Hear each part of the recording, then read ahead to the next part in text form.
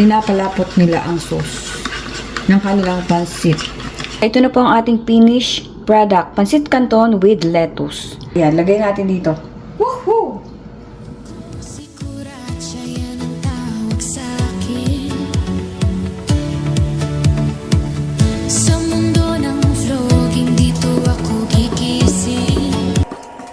Menu for today. Nag-crave na naman tayo sa pansit canton, my style.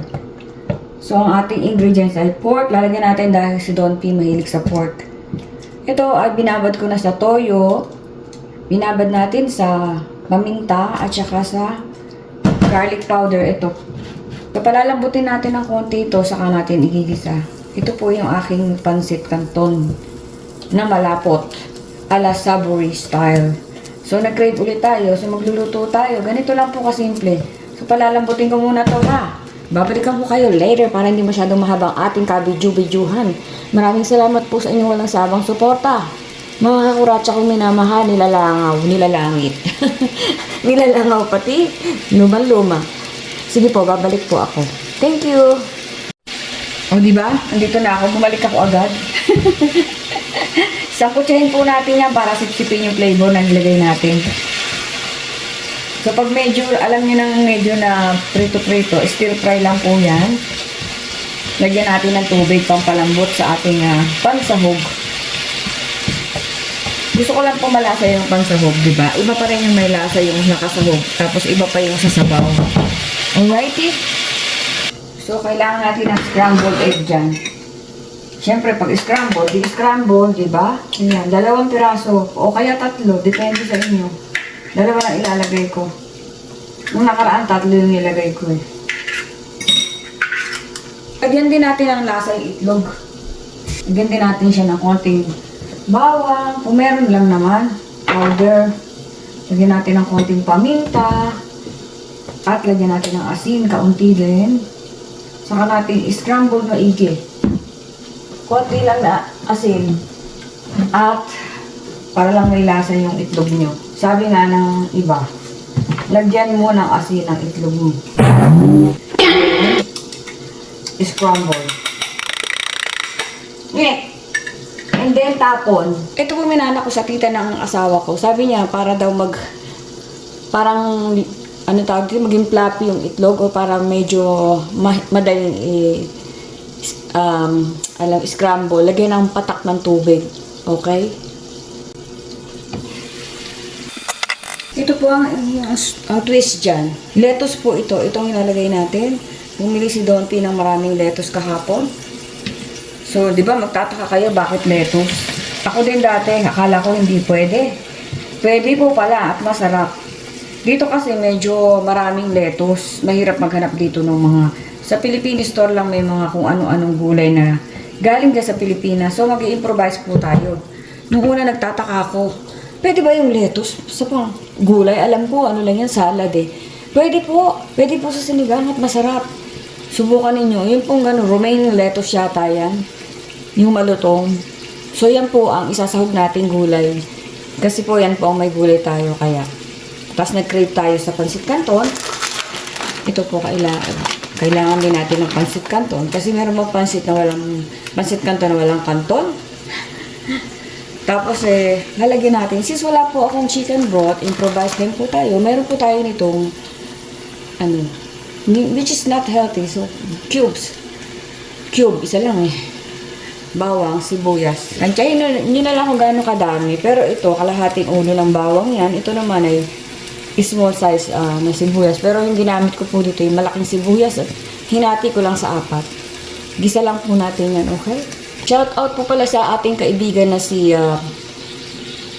Leia. Leia of LJ Family Vlog. Kaibigan po natin yan. Hindi lang po sa pagbablog, kaibigan po natin siya.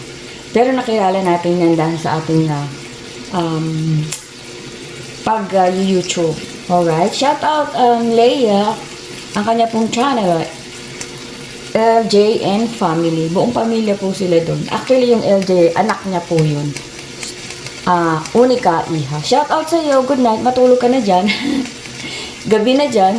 Habang ako naman ay, eto, multitasking again. Salamat po sa lahat ng suporta ninyo mga kakuracha. Maraming salamat po. At huwag po kayo mag-alala, babahaginan ko pa kayo ng aking swerte sa pamamagitan ng good vibes. Kasi yun lang po ang kaya kong ibahagi. Kaya tulad ng sinasabi ko, kapag may sobra po tayo, uunahin natin ang pamilya kaysa ibang tao. Pasensya na po. Pero kung talagang kailangan, gagawa tayo ng paraan. Alright? Dahil mo sinabi, magluto ka na nga dyan. Opo, inay. Drama. Tigas pa.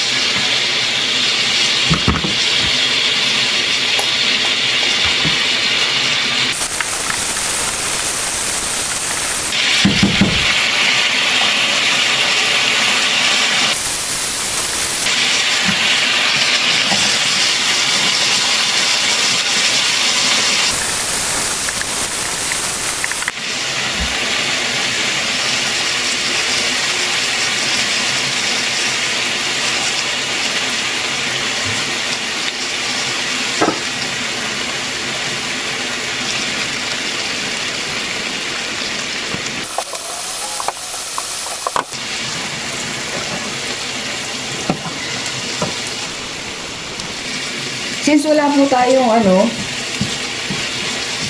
broth, gumamit na lang tayo ng ng cube, chicken cube. Pampalasa din po yan. Ayan, binisa muna po natin.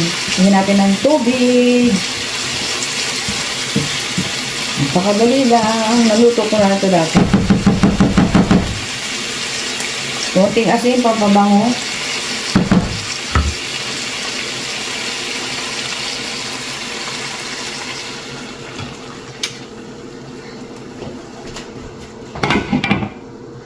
Takpan nyo, mag-shopping muna kayo.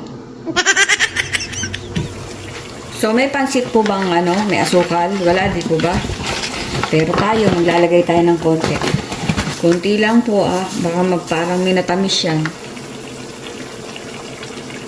Parang kurot lang na. Offset lang natin yung ibang lasa para mag-blend siya. May ganun-ganun ka pa. Blend pa. Ano yan, boses? Kumukulo na. Lalagay na natin ang ating pancititis. Bango po nung nung tawag dito. Sesame oil. Nilagyan natin ng konting sesame oil, which is not healthy naman yata yung sesame oil. Pero mabango, tsaka masarap po yan. Sa pancit. Nilalagay ko yan sa chapche, pero mas mahirap ang luto ng chapche. Ayun na siya. Kulang yata ang tubig. Kapulang, didagdagan mo. Alright. Ayun. Mumukha na siyang pansit. Bakit hindi ko po nilagay agad yung gulay? Kasi po luto na rin naman. Sabihin, nakakain nga ng hilaw yan eh. Mamaya na po natin ilalagay. Para hindi malamog. Pero pagka hindi ganyan ang nyo, unahin nyo yung gulay, di ba? Tapos ahon nyo na lang para hindi malamog. Kung halimbawa ang bitsuelas nilagay nyo o ano pa mga gulay, pechay o repolyo, and make sure na balik rin nyo nga. Ay, matatapon. Laki na nga nung shiwali ko eh. There you go. Belly? Anong belly? Nagulo na po tayo. Helpful po kasi masyado itong mga tong na ganito. Diba? Mas mahaba nga. Meron akong mahaba dyan kaso nahihirapan na pag mahaba masyado. Okay na to. Takpan ko na lang para maluto ang pansit. Hindi po malalabog yan. Ayan, diba? Lumubog na siya. Mas masarap to kung may chicken broth. Pero nilagyan ko na siya ng chicken cubes. May pasok na ako bukas! Oh my God. So, kung wala pong YouTube, maiinip po ako, di ba ba? Kaya, sige lang, tuloy lang natin yan habang nag-i-enjoy tayo. So, ayun po. Salamat po sa suporta ninyo. Ano lang po yan, bukod sa kumikita ka ng kaunti, nalilibang ka. Lalagay ko na po ang ating may tubig pa. Ito yung ating lettuce. Yan ang twist dyan. Lettuce nilagay ko. Let's do the twist like we did like last summer. Nangihulo po ako. Sige, paus ka na. Dal-dal pa rin. Well, at least yung dal-dal natin, pakinabangan natin. Kesa naman yung boses natin pakinabangan sa kachichismis na ibang tao. Kaperwisyo ka pa. Ito papayo ko sa mga chismosang dardalera dyan. Unsolicited advice po. Kung madagdal po kayo, ganyan, gamitin nyo na lang po sa kapakipakinabang para sa inyong sarili. Mag-vlog po kayo. Ayan, marami kayong magiging basher, pero kikita kayo. Hindi po ba? So, tignan nyo, ang ganda. Woohoo! Masarap po yan. Kasi nasubukan namin maglagay ng lettuce sa mga niluluto naming sinigang. Mas healthy pa yan, I guess. Mura lang po kasi sa Costco yung ganito. Ang dami. $9 lang yata. Ayan. Woohoo! Hindi ka pa pala natikman? Pero tansya lang po yan. Tikman ko nga. Ngayon ko pa naalala tikman. Huli na ang lahat. Ngayon natin tikman yung pansit na lang. Tapos binaba ko na yung ating frozen na kalamansi. Para mamaya pagkakain ka, lagyan mo ng patis. Mas maraming kalamansi, mas masarap po para sa akin. Si Don P, kaunti lang magkalamansi. There you go. Ganun lang po kasimple, okay? With that, later. So, ito po, nagkanaw tayo ng cornstarch. Ganito ang ginagamit ng mga pinapalapot nila ang sauce ng kanilang pansit. Tayo natin siya kumulo. Tansya-tansyahan lang po yan. Lagay ko na, kulang sa tubig. Yan.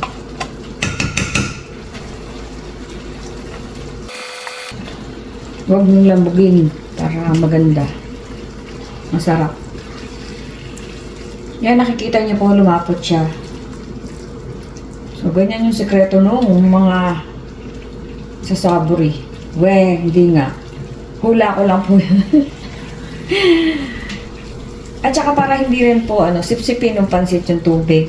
Lalagyan nyo ng cornstarch. Hindi ko na tinimplahan yung cornstarch kasi nagmamadali ako. Pero pwede nyo siyang lagyan ng kahit konti. Baka umalat na kasi okay na yan. Oh, ayan. Hintayin nyo na lang maluto ang yung pansit. It's cooked and ready to taste. Sarap po. Yum, yum, yum, yum. Ang sarap mga kuratsa.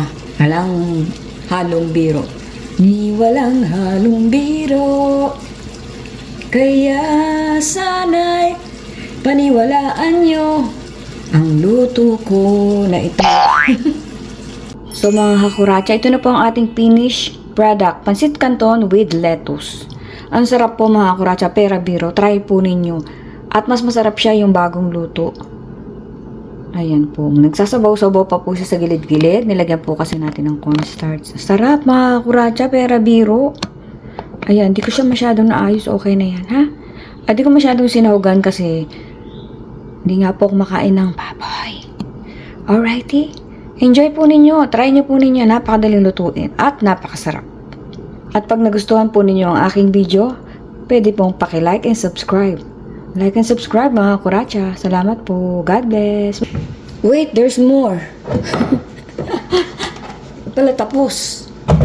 Sabay luto, sabay ligpit, sabay linis. Okay. Matigas yung ulo ng paminta. Ayun, namumuo. Talagang may mga stubborn talaga kahit sa pagkain. Yan. Ang sarap ng pansit, mga kuratsa. Kumain na ako. Huwag kayong maingay kay Don P. Hindi ko na siya nahintay. Pero kunyari, pagdating niya, sasabihin ko, kain na tayo kasi nagugutom na ako. Hindi ako kumain kasi hinintay kita. Huwag niyo sabihin. Habang hindi pa masyado mainit, lagay na natin para hindi siya mag-ibang kulay. Hinaan natin ang apoy. Wow, itlog lang, may instruction ka pa. Opo, kasi hindi pwede siyang matusta.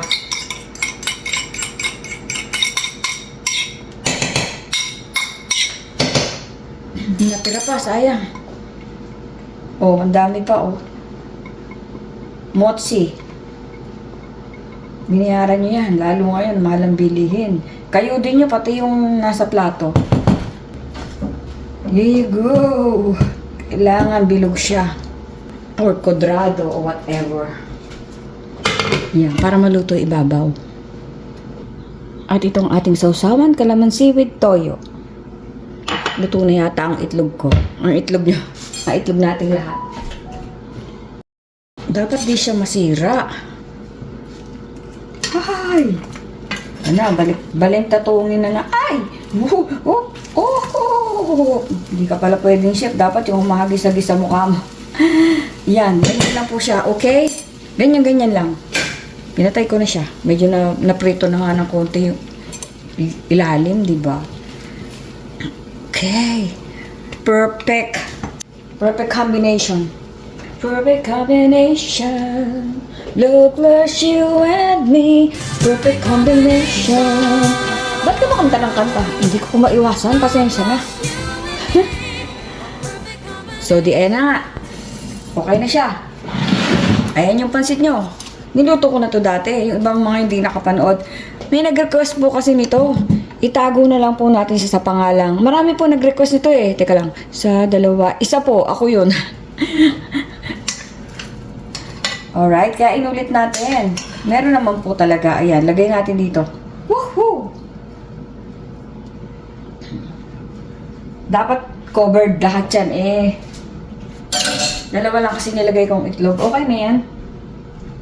At least kita yung pansit natin. Wow! Special pansit with egg on top of it. Alright. That's about it. Ayan po. Sarap.